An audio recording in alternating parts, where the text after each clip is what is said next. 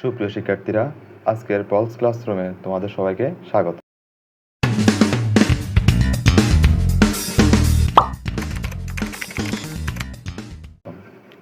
আজকে তোমাদের সপ্তম শ্রেণীর গণিত বিষয়ের অধ্যায় 3-এর উপর আমরা আজকে দ্বিতীয় লেকচার নিয়ে আসছি। আজকে তৃতীয় অধ্যায়টা হচ্ছে আমাদের অনুপাত ও সমানুপাত। আমরা এর আগের ক্লাসে বা এর আগের লেকচারে আমরা অনুপাত ও সমানুপাতের কিছু আমরা বেসিক নিয়ে আলোচনা করছি, এবং কি অনুপাত কি জিনিস সেটা নিয়ে আলোচনা করছি, এবং অনুপাত কয়েক ধরনের অনুপাত হতে পারে সেগুলো নিয়ে আমরা আলোচনা করছি। আমরা আজকে তোমাদের ওই আলোচনার সাপেক্ষে আমরা 82 পেজের তোমাদের মূল বইয়ের বা একাডেমিক বইয়ের 82 পেজে যেসব একক কাজগুলো যেগুলো আছে এগুলো নিয়ে আজকে আমরা সমাধান করার চেষ্টা করব। আমরা এর আগের লেকচারে আমরা পড়ছি অনুপাত কি, কয়েক ধরনের অনুপাতের ভিতর, যেমন সরল অনুপাত, লঘু অনুপাত, গুরু অনুপাত এবং একক অনুপাত নিয়ে আমরা আলোচনা করছি। আজকে এগুলো আমরা আবার আজকে আরেকবার রিপিট করি। যেমন অনুপাত হচ্ছে কি জিনিস, যে দুটি একই জাতীয় রাশির একটি অপরটির তুলনায় কত গুণ বা কত অংশ তা একটি ভগ্নাংশের মাধ্যমে প্রকাশ করা যায়। এই ভগ্নাংশকে রাশি দুটির অনুপাত বলা হয়। তার মানে কি, দুটি একই জাতীয় রাশি থাকতে হবে। কয়টা একই জাতীয়? দুইটি একই জাতীয় রাশির একটি অপরটির তুলনায় কত গুণ বা কত অংশ তা একটি ভগ্নাংশের মাধ্যমে প্রকাশ করা যায়। তার মানে আমরা যেমন অনুপাত 4:7, 4:7, যেমন এখানে বলছে কি যে 4:7, তার মানে আমরা এখানে বলছি কি অনুপাত হচ্ছে কি এক ধরনের কি ভগ্নাংশ। এবং আমরা 4:7কে আমরা কীভাবে লিখতে পারি? 4/7 আমরা এভাবে লিখতে পারি, বা 3:6 এটাকে আমরা লিখতে পারি কি 3/6, মানে কি অনুপাত এক ধরনের ভগ্নাংশ, আমরা এটা বুঝছি। এবং কয়েক ধরনের ভগ্নাংশের ভিতরে আছে যেমন স্বর্ণুপাত। যে কোনো অনুপাতে দুটি রাশি থাকলে, কয়টা রাশি থাকতে হবে? দুইটা রাশি থাকলে আমরা বুঝবো যে স্বর্ণুপাত। এবং স্বর্ণুপাতের দুইটা রাশিকে, একটা রাশিকে, প্রথম রাশিকে আমরা ধরবো পূর্ব রাশি, এবং দ্বিতীয় রাশিকে বা পর রাশিকে আমরা ধরবো কি উত্তর রাশি। এটা হচ্ছে আমাদের স্বর্ণুপাতের বেসিক।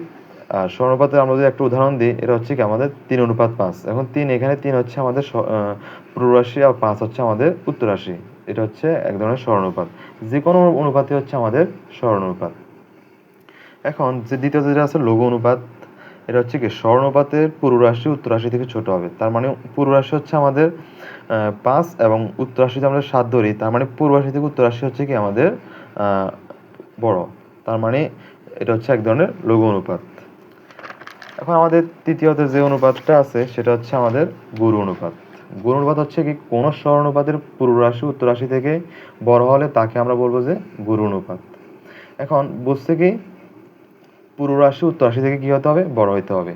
তার মানে এখন আমরা যদি ধরি যে এখানে 6:5, এখানে আমাদের পূর্ব রাশি হচ্ছে 6 এবং উত্তর রাশি হচ্ছে আমাদের 5। এখন 6 থেকে আমাদের 5 থেকে হচ্ছে কি 6 বড়, যার কারণে এটা হচ্ছে পূর্ব রাশি। এটা এক ধরনের কি গুরু অনুপাত। আমার এটা বুঝে গেছে। এরপর আমাদের শেষে যে অনুপাতটা আছে সেটা হচ্ছে আমাদের একক অনুপাত, বা একক অনুপাতকে আমরা আরেক ভাষা বলি কি একানুপাত বা এক অনুপাত। এখন যে স্বর্ণুপাতে বা যে কোনো অনুপাতের পূর্ব রাশি এবং উত্তর রাশি কি হতে হবে? আমাদের সমান হইতে হবে, মানে একই রাশি হইতে হবে। তার মানে সেটা হচ্ছে আমাদের একক অনুপাত। এখন একই অনুপাত, যেমন এখানে 15:15 আছে। এখন 15:15, এখন আমরা জানি কি অনুপাত এক ধরনের কি ভগ্নাংশ। এখন 15কে আমরা কীভাবে লিখতে পারি? 15কে আমরা লিখতে পারি হচ্ছে কি 15/15, মানে কি ভগ্নাংশ আকারে আমরা যদি লিখি। এখন 15/15 হচ্ছে আমাদের একই রাশি। এখন 15 দিয়ে আমরা এটা ভগ্নাংশ মানে কি ভাগ যায়, 15 দিয়ে আমরা যদি ভাগ করি তাহলে এখানে থাকে কি 1:1, মানে কি এটার আমাদের উভয় অনুপাতে আমাদের কি আসছে 1:1, মানে পূর্ব রাশি আমাদের 1, উত্তর রাশি আমাদের 1, যার কারণে এটা হচ্ছে আমাদের একক অনুপাত বা একক অনুপাত। আচ্ছা, এরপর হচ্ছে গিয়ে 1:1, এটা এক ধরনের অনুপাত। 7:7, এটা একই রাশি, এটা এক ধরনের কি একক অনুপাত। এখন এক অনুপাতকে আমরা এখানে আবার বলা হয়, অর্থাৎ একক অনুপাতকে আরেক ভাষায় বলা হয় কি একানুপাত।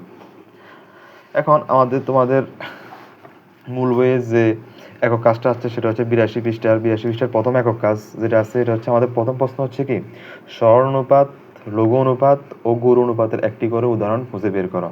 তার মানে আমরা এতক্ষণ বা এর আগের ক্লাসে আমরা এখানে এগুলার বেসিকটা আমরা জানছি, বা কোনটা কি এটার আমরা আলোচনাটা আমরা করছি। এখন আমাদের এই সলভ করার চেষ্টা করি। এখানে বলছে যে কি কি বলছে প্রশ্ন?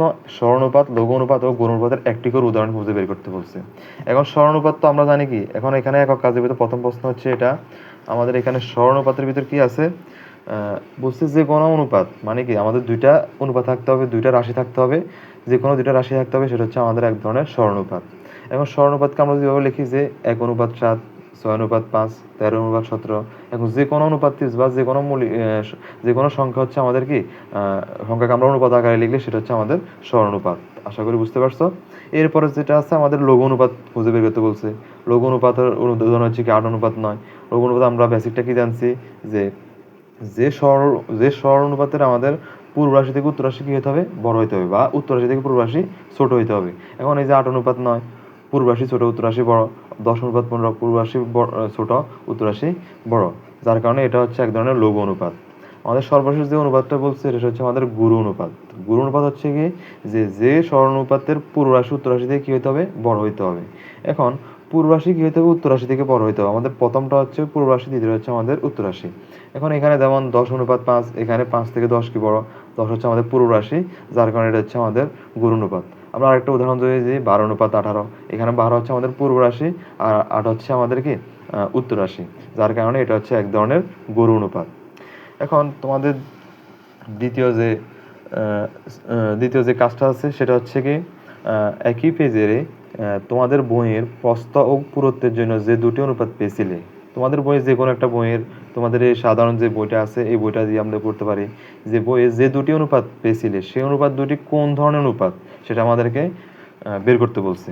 তাহলে এখন আমরা যদি প্রশ্নটা লিখে আছে এখানে যে তোমাদের বইয়ের প্রস্থ ও পুরুত্বের জন্য যে দুটি অনুপাত পেয়েছিলে সেই অনুপাতগুলো কোন ধরনের অনুপাত। এখন আমরা যদি এখানে যদি ধরি যে তোমাদের যে মূল বইটা, সপ্তম শ্রেণীর যে মূল বইটা, এটাকে যদি আমরা যদি ফলো করি, এখন এখানে আমাদের কি আছে বইয়ের এখানে আমাদের কয়টা আছে এখানে এটা হচ্ছে বইটা হচ্ছে মূলত কি আয়তাকার। এখন এখানে আমাদের যে লম্বাকৃতির যে অংশটা সেটা হচ্ছে আমাদের দৈর্ঘ্য, আর চ্যাপ্টাকৃতির যে অংশটা সেটা হচ্ছে আমাদের প্রস্থ। এখন আমাদের প্রশ্ন হচ্ছে তোমাদের বইয়ের প্রস্থ ও পুরুত্বের জন্য যে দুটি অনুপাত পেয়েছিলে। এখন প্রস্থ হচ্ছে এখানে আমাদের চ্যাপ্টার যে অংশটা সেটা হচ্ছে আমাদের কি প্রস্থ, এটা হচ্ছে আমাদের প্রস্থ, আর এই পাশটা হচ্ছে আমাদের কি দৈর্ঘ্য। তাহলে প্রস্থকে যতটুকু পরিমাণ পুরুত্ব আছে, প্রস্থকে যতটুকু পরিমাণ আমাদের বিদ্যমান আছে সেটা হচ্ছে আমাদের পুরুত্ব, মানে এই যে চওড়া অংশটা আসছে সেটা হচ্ছে আমাদের পুরুত্ব, যে কতটুকু চওড়া বিদ্যমান। এখন এই চওড়া হচ্ছে আমাদের কি পুরুত্ব, এটা হচ্ছে আমাদের পুরুত্ব এতটুকু, আর এই দিকটা হচ্ছে আমাদের প্রস্থ। এখন এই বইয়ের ক্ষেত্রে আমরা যদি অনুসরণ করি যে এখানে আমাদের প্রস্থ যদি আমরা 12 সেন্টিমিটার ধরি, যেহেতু প্রস্থটা আমাদের বড়, আমরা 12 সেন্টিমিটার ধরছি, এবং কি পুরুত্ব হচ্ছে আমাদের মনে করো আমরা 5 সেন্টিমিটার, এটা আমরা কি ধরে নিছি, আমরা মাপি নাই, আনুমানিক ধরে নিছি। এখন আমরা যদি অনুপাতের ক্ষেত্রে যদি পাই তাহলে আমরা এটাকে অনুপাত করলে কি পাই? 12:5। 12:5, তাহলে আমরা প্রস্থ পাইছি কত? প্রস্থ অনুপাত, তার মানে কি প্রস্থ অনুপাত কি আমাদের পুরুত্ব। কারণ আমাদের বলছে যে আমাদের বইয়ের প্রস্থ পুরুত্বের অনুপাত করে, এবং কি সেটা কোন অনুপাত সেটা আমাদেরকে বের করতে বলছে। এখন এখানে প্রস্থ হচ্ছে এখানে আমাদের কত? 12, এবং পুরুত্ব হচ্ছে আমাদের 5। এখন প্রস্থ হচ্ছে এখানে যে অংশটা সেটা হচ্ছে আমাদের পূর্ব রাশি, এবং 5 হচ্ছে আমাদের কি রাশি? উত্তর রাশি। আশা করি বুঝতে পারছো। এখন এখানে আমাদের পূর্ব রাশিটা উত্তর রাশি থেকে কি বড়, তার মানে আমরা বেসিকটা কি জানছি, আমরা যেসব কয়েক ধরনের অনুপাত ভিতরে আমরা একটা অনুপাত আছে গুরু অনুপাত। গুরু অনুপাতে কি বলছে যে কোনো সরনুপাতের পূর্ব রাশি উত্তর রাশি থেকে কি হতে হবে? বড় হইতে হবে। এখন এখানে পূর্ব রাশি 12, উত্তর রাশি হচ্ছে আমাদের 5, তার মানে এটা আমাদের কোন অনুপাতের ভিতরে পড়ে? নিশ্চয়ই এটা আমাদের গুরু অনুপাতের ভিতরে পড়ে। কোন অনুপাত? গুরু অনুপাত। এখানে উত্তর রাশি অপেক্ষা পূর্ব রাশিটা হচ্ছে বড়, যার কারণে কি পূর্ব রাশিটা হচ্ছে কি আমাদের বড়, যার কারণে এই অনুপাতটা হচ্ছে আমাদের গুরু অনুপাতের ভিতর পড়ে। তাহলে আমাদের এটার আনসার হচ্ছে কি আমাদের মূল বইয়ের প্রস্থ পুরুত্বের জন্য যে অনুপাত আমরা পাইছি সেটা হচ্ছে আমাদের গুরু অনুপাতের একটা অংশ। তাহলে এখন আমাদের 82 পেজে সর্বশেষ যে অনুপাতটা আছে কয়েক প্রকার অনুপাতের ভিতর এটা হচ্ছে একটা অন্যতম ব্যস্ত অনুপাত। কি অনুপাত? ব্যস্ত অনুপাত। এখন ব্যস্ত অনুপাতটা কি জিনিস? এটা হচ্ছে আমাদের সংক্ষেপে বলতে গেলে, অর্থাৎ ব্যস্ত অনুপাত হচ্ছে কি দুটা অনুপাতের একটি আরেকটার কি উল্টোটা। এখন আমরা যদি এটাকে যদি আমরা যদি বলি যে কোন অনুপাতের পূর্ব রাশিকে উত্তর রাশি দ্বারা এবং উত্তর রাশিকে পূর্ব রাশি করলে যে অনুপাত পাওয়া যায় সেটা হচ্ছে আমাদের ব্যস্তানুপাত। তার মানে আমাদের পূর্ব রাশিকে কি করতে হবে, উত্তর রাশিতে কনভার্ট করতে হবে, এবং উত্তর রাশিকে পূর্ব রাশিতে কি করতে হবে, কনভার্ট করতে হবে।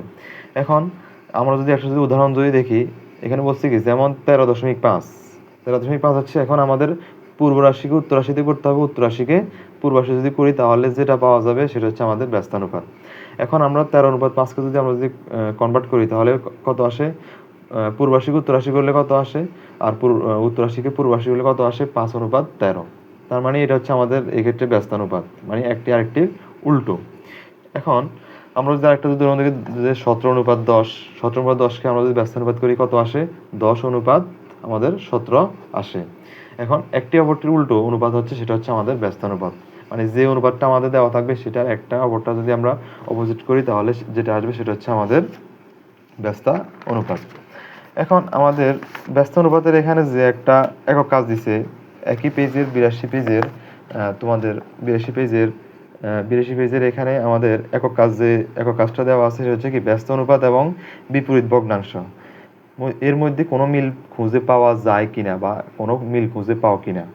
এখন আমাদের আমরা ব্যস্ত অনুপাত আমরা জানছি, ব্যস্ত অনুপাতটা কি জিনিস, হচ্ছে কি দুটি অনুপাতের একটা আরেকটার কি উল্টো, এটা হচ্ছে আমাদের ব্যস্তানুপাত। কিন্তু এটাকে কিসের সাথে তুলনা করতে বলছে, বিপরীত ভগ্নাংশ। বিপরীত ভগ্নাংশটাকে আমরা তাহলে এটা জানতে হবে। এখন আমরা যদি এই কাজটা যদি করি তাহলে প্রশ্ন হচ্ছে ব্যস্ত অনুপাত এবং বিপরীত ভগ্নাংশের মধ্যে কোনো মিল খুঁজে পাওয়া যায় কিনা। এখন আমরা যদি একটা যদি উদাহরণ ধরি যে 17:25, কি 17:25। এখন এটাকে যদি আমরা ব্যস্তানুপাত করি তাহলে কি আসে, কারণ ব্যস্তানুপাত আমরা জানছি যে কি একটি অপরটির দুটি অনুপাতের একটি অপরটির কি উল্টো। তাহলে একটি উল্টো মানে হচ্ছে অর্থাৎ পূর্ব রাশিকে উত্তর রাশি, উত্তর রাশিকে পূর্ব রাশি। তাহলে এটাকে যদি আমরা ব্যস্তানুপাত যদি করি তাহলে এটা আমাদের কি আসে, 25:17 আসে। এখন আমাদের বলছে কিসের সাথে কনভার্ট করতে, বিপরীত ভগ্নাংশের সাথে কনভার্ট করতে। তাহলে বিপরীত ভগ্নাংশ হচ্ছে আমরা যে কোনো একটা ভগ্নাংশ ধরি, এখন 17:25 আমরা যদি ভগ্নাংশ যদি পরিণত করি, কারণ অনুপাত এক ধরনের ভগ্নাংশ আমরা জানি, অনুপাত হচ্ছে এক ধরনের ভগ্নাংশ। এখন 17:25কে যদি আমরা ভগ্নাংশ করি তাহলে কি আসে, 17/25, কারণ ভগ্নাংশ করছি আমরা, অনুপাতকে আমরা ভগ্নাংশে রূপান্তর করছি। এখন এখানের 17/25 আমরা জানি ভগ্নাংশের উপরটা হচ্ছে কি লব, উপরটা হচ্ছে আমাদের লব, এবং নিচে যে রাশিটা থাকবে সেটা হচ্ছে আমাদের হর। এখন লব হরকে পরিণত করলে এবং হর লবকে যদি পরিণত করি সেটা হচ্ছে আমাদের এক কথায় বিপরীত ভগ্নাংশ। তাহলে বিপরীত ভগ্নাংশ এখানে আছে কি 25/17। তাহলে এখন আমাদের আছে কি মূল ভগ্নাংশটা হচ্ছে আমাদের 17/25। এখন 17/25কে আমরা যদি হরকে যদি লবে পরিণত করি, লবকে যদি হরে পরিণত করি তাহলে সেটা হচ্ছে আমাদের কি বিপরীত ভগ্নাংশ। তাহলে এটা আমরা রেজাল্ট কি আসে, 25/17, যাকে আমরা যদি আবার যদি কনভার্ট করি তাহলে কি আসে আমাদের 25:17। তাহলে 25:17কে আমরা যদি কনভার্ট করি তাহলে কি আসে আমাদের, এই যে ব্যস্ত অনুপাতের সাথে আশা করি মিলে যায়। যেমন ব্যস্ত অনুপাত আমরা করছি 17:25কে করছে 25:17 বের হয়েছে, এবং বিপরীত ভগ্নাংশকে যখন আমরা কনভার্ট করছি সেই কারণে আমাদের 25:17 বলছি। তাহলে বিপরীত ভগ্নাংশ বের করতে হলে প্রথম আমাদের কোনটা জানতে হবে, বিপরীত ভগ্নাংশটা কি বা এটা কাকে বলে। বিপরীত ভগ্নাংশ হচ্ছে কোনো ভগ্নাংশকে হর লবে যাবে আর আর লব হরে যাবে, মানে কি হর লবে পরিণত করতে হবে এবং লবকে হরে পরিণত করতে হবে। এখন এখানে আমরা তার মানে আমরা এখানে আমাদের আনসারটা কি আসে, যে ব্যস্ত অনুপাত ও বিপরীত ভগ্নাংশের মধ্যে মিল খুঁজে পাওয়া যায়, একটি অপরটির কি উল্টো একই রকমই। তার মানে এখানে আমাদের আনসারটা হচ্ছে কি, উত্তরটা কি হবে আমাদের, যে উত্তরটা হবে আমাদের কি ব্যস্ত অনুপাত ও বিপরীত ভগ্নাংশের মধ্যে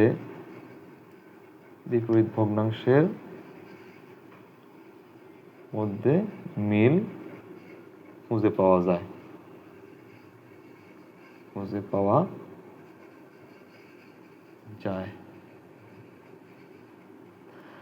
তার মানে আমাদের আজকে একক কাজ, আমরা 82 পেজের যে দুইটা একক কাজ ছিল এই দুইটা একক কাজ আমরা আজকে সম্পন্ন করছি। এর পরবর্তীতে যেসব ক্লাসগুলো আমরা আনবো সেটা হচ্ছে বহুরাশিক অনুপাত কি এবং কি ধারাবাহিক অনুপাত, এগুলো আমরা একক কাজ আছে এখানে, আমরা এগুলো নিয়ে পরবর্তী ক্লাসে তোমাদের পরবর্তী ক্লাসে তোমার সাথে দেখা হবে। আজকে এতটুকুই। আমাদের সাথে এতক্ষণ সংযুক্ত থাকার জন্য তোমাদের সকলকে অসংখ্য ধন্যবাদ। আর আমাদের ফেসবুক পেজ পলস ক্লাসরুম এবং ইউটিউব চ্যানেল পলস ক্লাসরুমের সাথে সর্বদা যুক্ত থাকবে। Thanks for watching.